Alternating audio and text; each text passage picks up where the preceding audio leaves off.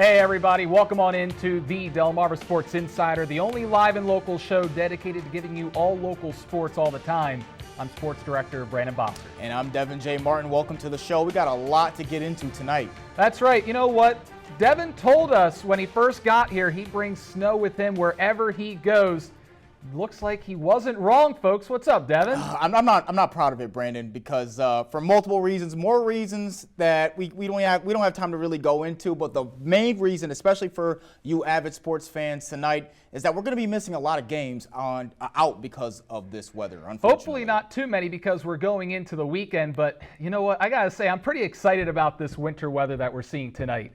It's always fun to see the snowfall, but it's never fun to drive in, so just be safe out there this weekend, folks. Let's get right into the game of the night. We're here to talk about sports, right, Devin? Yeah, that's right, Brandon. And so in that game of the night you just mentioned, Bennett at Snow Hill, they did play earlier today before the snow caught up with them in a game that all the players who played will remember. It was very, very exciting. And now off the miss, the Clippers in transition. Devin Brown gets the layup, and that puts them up 6 points. Now we're going to go straight into the fourth quarter. The Eagles are down 3. You're going to see Donnell Davis take the 3 and bank is open. Oh, man, that was just a very, very great shot. But as you say, Brandon, you know, the bank was open, but there's too much time left. Yeah, too much time left. Clippers trying to score right here. After the missed shot, Jace Hudson ends up with it. Shot is up, hit the pose, and it is good.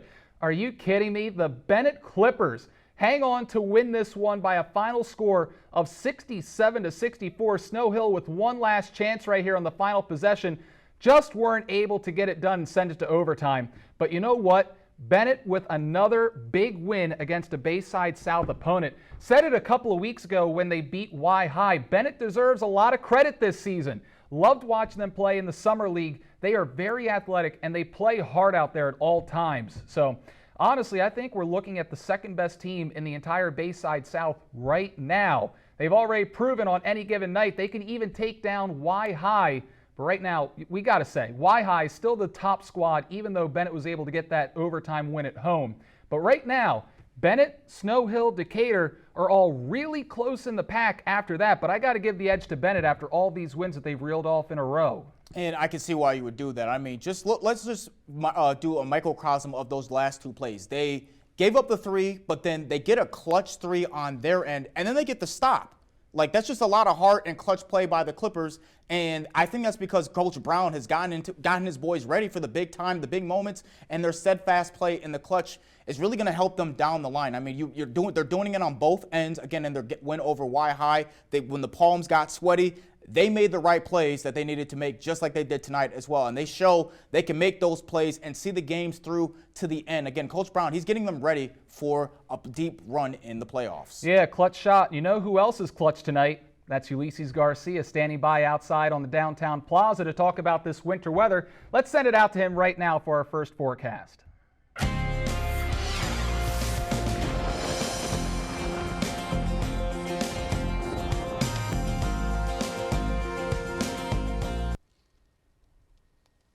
Good evening, Delmarva. I am outside the plaza here in downtown Salisbury, and the snow is really coming down now. It's also getting quite slippery even here on the sidewalk, so I can already tell that temperatures are already making their way below freezing, and the fact that the snow is really coming down, it's actually getting caught on my glasses, so it's actually stinging my eyes. But let's take a look for a second here. I have a ruler here, our trusty retro WMDT 47 ABC ruler. We're going to measure how much snowfall we've gotten so far here in the early going. So I'm going to have our photographer, Jordan Kudish, here, and it's actually 1 inch of snowfall so far here at the station. That's going to continue to accumulate. Unfortunately, though, that we are going to encounter some problems when it comes to measuring snowfall as we get deeper into the storm. And the reason for that is that as those winds pick up, it's going to drift snow from elsewhere to areas that already have snow. So that calculation, when it comes to the accumulation amount, might be a bit misleading. So just be mindful and be careful when it comes to measuring that snow, that we're going to be dealing with blowing snow at times. But later on, I'm going to break it all down when it comes to the snow, the wind, and those temperatures in your full forecast. Brandon? All right, thank you very much, Ulysses. Let's get right back to the sports now. The Bayside North is going to be a lot of fun to watch this year. On Wednesday, Easton and Queen Anne's met, and this thriller went down to the wire. We picked this one up in the final seconds. Queen Anne's with the rock tied at 50. Great ball movement. Swing it to the top. Swing it out to KJ Smothers in the corner. He's going to put that one in. Banks it off the glass. And that's the game winner, folks, at the buzzer. You see Smothers waving to the Easton crowd goodbye as Queen Anne's gets the big win on Wednesday. They continue to roll. Right now, they have to be considered the team to beat up north. And going from Wednesday to actually last night, Thursday, there was plenty of action as well. And we're going to go in Maryland for another Bayside North showdown between Colonel Richardson and Kent County, big rivals out there. Now, Kent was hot out the gate. Jonah Somerville, you're going to see, is going to knock down a couple of threes to get things going for the Trojans. And Kent was up 6 early on in the game. Now, check out this footwork from Jaden Reed. This is going to be maybe one of the top plays of the week. Just beautiful, just beautiful. He knocks and puts it up and knocks it down. And then, just Cam Lake driving in, pulling it up, knocking it down with a hand in his face. Those type of shots are something that he's going to have to keep making for them to keep going further and further. Now, Colonel running the floor. The ball finds Aaron Elam, and the Colonels takes the lead in the second. Now, this was close throughout, and Lake is going to spot up from 3 and knock that one down. But in the end, it was Kent County that pulled out the victory. The Trojans outscored Colonel in the third and fourth quarters, and as a result, they win by 3, 52-49. A great game up there in Wharton last night. All right, Henlope and South Hoops now as Delmar and IR squaring off. Delmar down in the fourth, but here they come. David Chandler, the sensational freshman, dropping it off, gets it back, and then puts it in. IR looks to keep that advantage, though. Here's Brendan Bradford running the floor, and he's going to get this one to fall. We are tied at 35 with 4 minutes to play. That's a beautiful Wildcats had 9 steals in the second half, though, and that would prove to be the difference. Here come the Cardiac Cats. David Chandler lethal at the rim, finishing with 22 points. How about more from Chandler right here as the Wildcats storm all the way back. This was an impressive win by this young Wildcats team. They outscore IR 21-10 in the fourth quarter. Senior Jalen Warner hitting the clutch free throw in the end to seal the victory, and the Cats are now at 5-2. We had to go man to man, had to talk some things out, talk on defense, and just play ball. Sped them up. We played a little full court press. They played together, and they were able to put together some baskets and some stops and pull out the victory.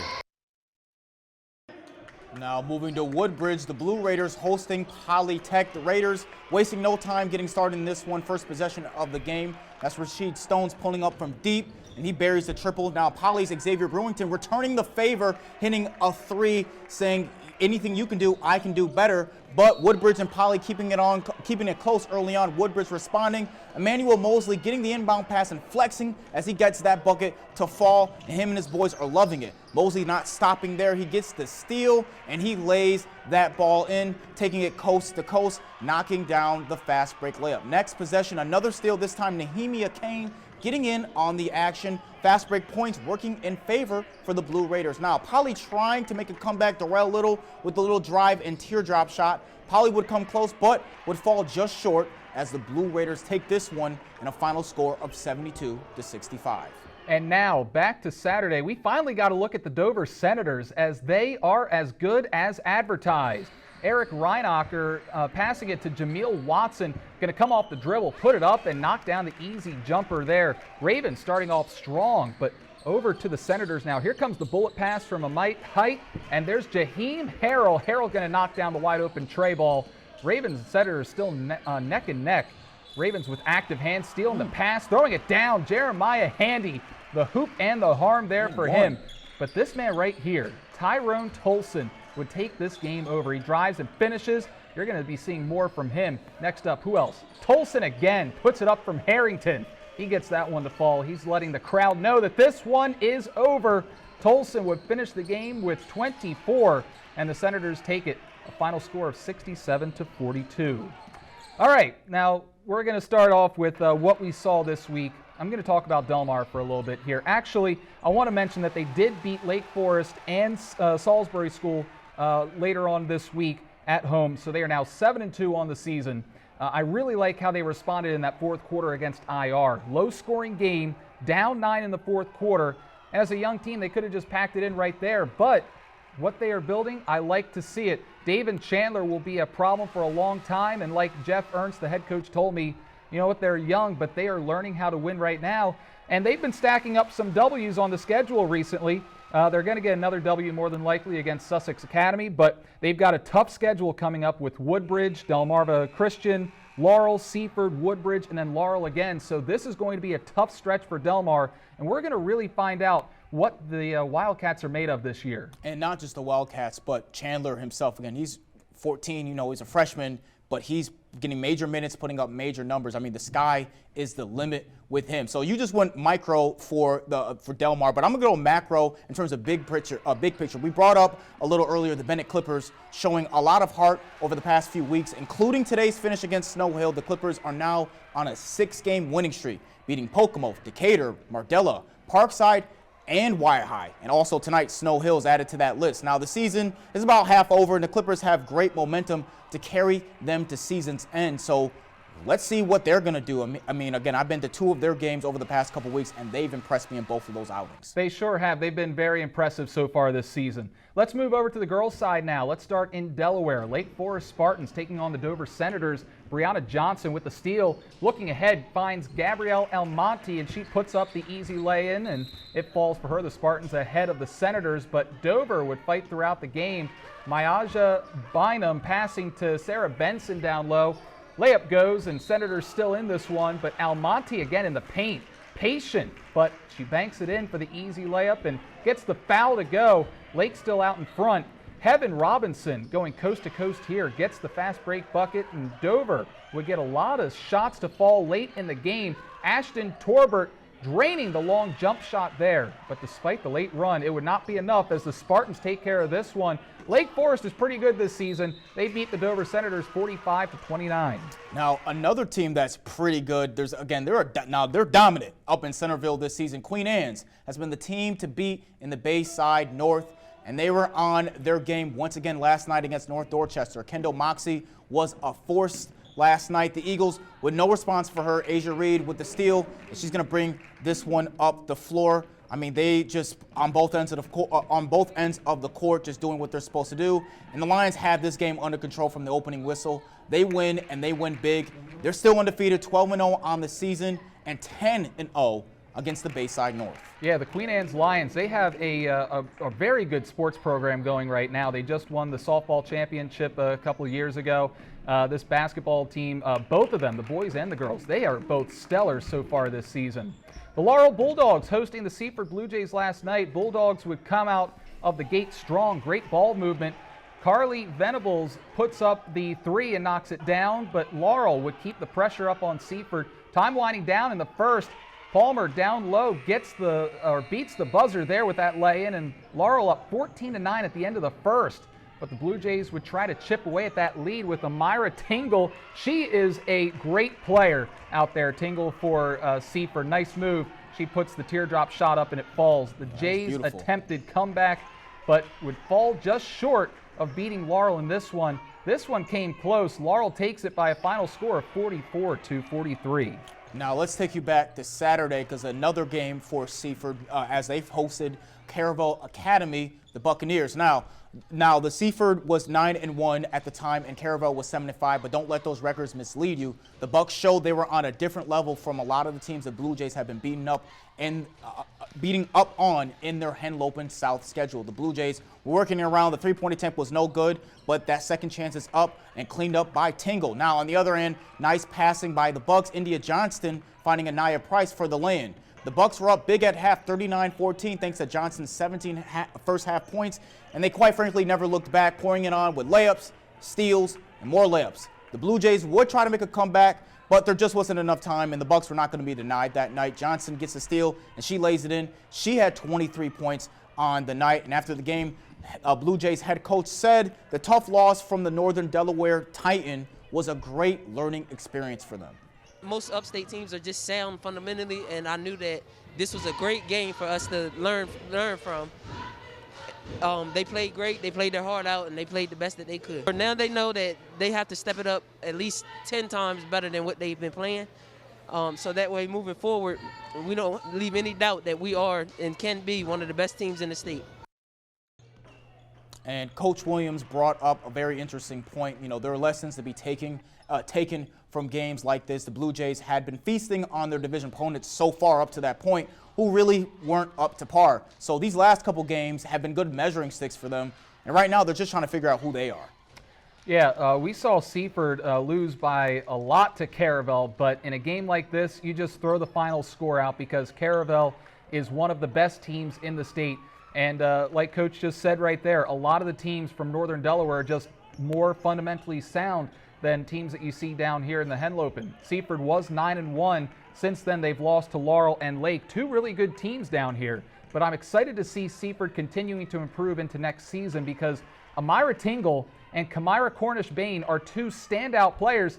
They're both only in ninth grade, so Seaford's going to be improving a lot over the next few years. And we'll see what this talent or where this talent can take them. And with them being that young, Brandon, the future has got to be very bright for them. I mean, if they're Absolutely. this good, this young, again, 9-3 right now, it's nothing to sneeze at. Then imagine the conversation we're going to be having about this team in about a year or two. I mean, again, 9-3 at one point, 9-1 being led almost by two freshmen. I mean, that's very, very good. So just very impressive. So moving forward, we got this week we got a story of another high school freshman who's punching way above her weight class in more ways than one. That's right. This week's After the Whistle is presented in part by Avery Hall Insurance.